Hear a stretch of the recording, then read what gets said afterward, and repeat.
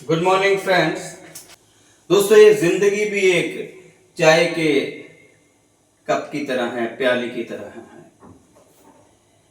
ये जो चाय की पत्तियां होती है ना, ये हमारा टैलेंट है। ये इलायची है, अदरक है, जायफल है, सौंफ है। ये हमारा पैशन है। और हमारे टैलेंट के साथ जब हमारा पैशन मिक्स होता है तो उसकी मात्रा इस बात को निर्धारित करती है कि हमारी क्रिएटिविटी में कितना दम है। तो आज जो तारीख है वो है 13 अगस्त।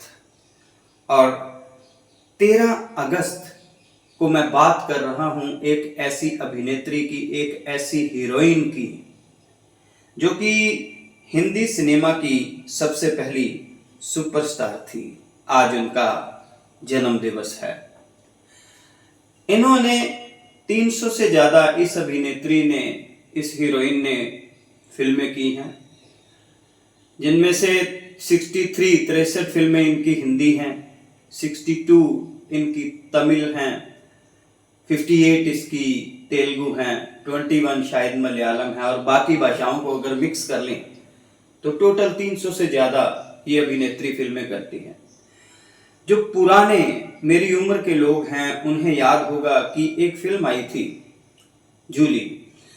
भूल गया सब कुछ, याद नहीं अब कुछ, हो एक यही बात न भूली। तो इस फिल्म में इस अभिनेत्री ने छोटे से बाल कलाकार के रूप में काम किया था जूली में। 1963 में इसका जन्म होता है।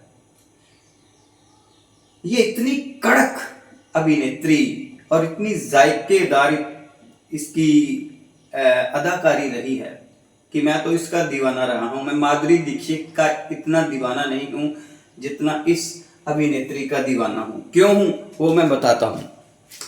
मैं इस अभिनेत्री का दीवाना इसलिए हूं क्योंकि ये भला की खूबसूरत तो थी, साउथ इंडियन हीरोइन।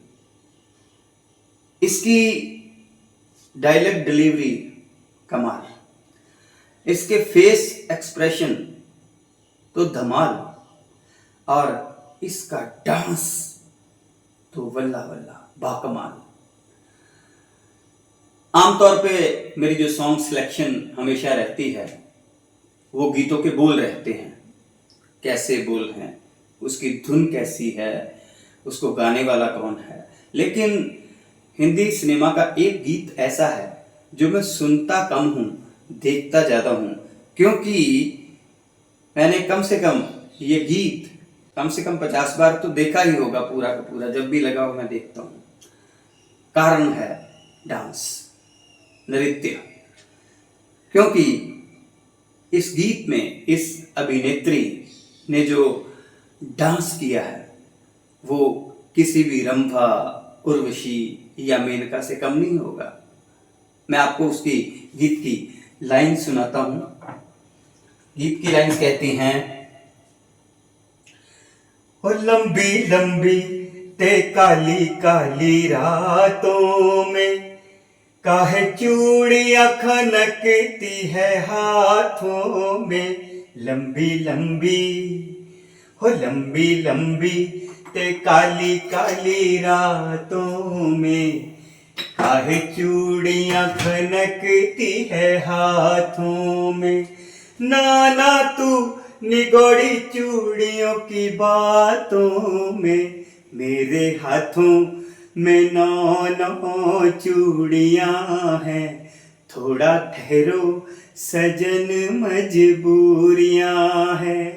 तो आपको वो चेहरा याद आ गया होगा, नाम लेने की तो जरूरत ही नहीं है। 1963 में जन्मी श्रीदेवी जी का आज जन्म दिवस है। अगर आज वो होती तो उनका 63वां जन्मदिन होता ये। उनके जीवन के साथ जुड़ी हुई एक ऐसी घटना का जिक्र मैं आपके साथ कर रहा हूं जो शायद आप में से बहुत से लोग नहीं जानते होंगे।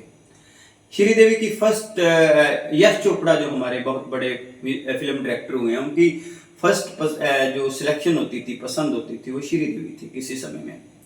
ये चांदनी फिल्म 1981 में 81 में शायद रिलीज हुई है।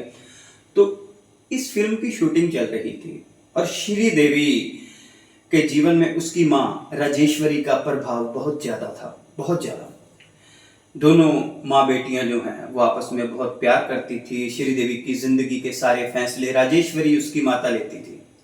तो चांदनी फिल्म की शूटिंग चल रही थी और अचानक खबर आती है कि राजेश्वरी या श्रीदेवी की माता जो है उनका देहांत हो गया है। तो उस स्टूडियो में वो जितना भी चल रहा था, सेट लगा हुआ था, एक भयंकर दिल को चीरने वाली वेदना, चीत्कार और चीखें जो हैं वो गूंज उठी। स्वाभाविक है, जब किसी की मां मरती है तो चीखें तो उठेंगी उठेंगी। तो यश चोपड़ा ने सोचा कि श्रीदेवी की माता का देहांत हो गया है, आज इसकी मदर जो है वो चली गई है, तो आज तो शूटिंग बनती ही नहीं है, होगी भी नहीं, ये कर भी नहीं पाएगी, ये चली जाएगी। लेकिन यश चोपड़ा कहते हैं कि मेरे को हैरानी तब हुई कि उस इतने भयंकर रुदन के बाद, चीखो पुकार के बाद, लगभग 15-20 मिनट बाद श्रीदेवी अपना फेस साफ करके मुंह धोकर दोबारा सेट के ऊपर आई और उस दिन उसने एक के बाद एक बहुत कमाल के शॉट्स जो थे वो दिए थे।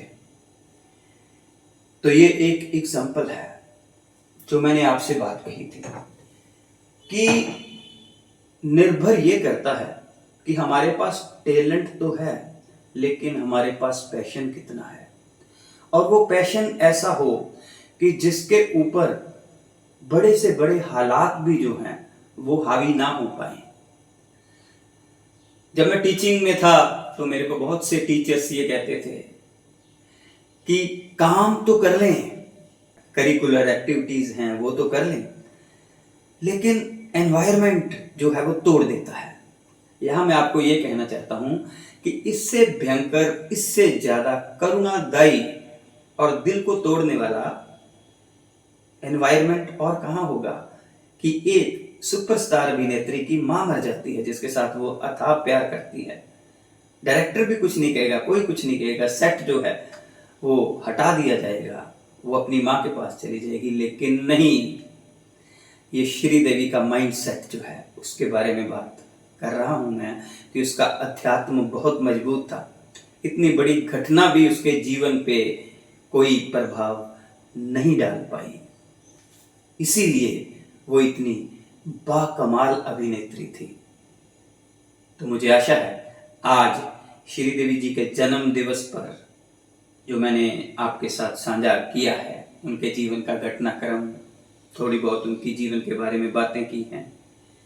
2018 में श्रीदेवी इस दुनिया से चली गई थी, तो वो आपको पसंद आई होंगी।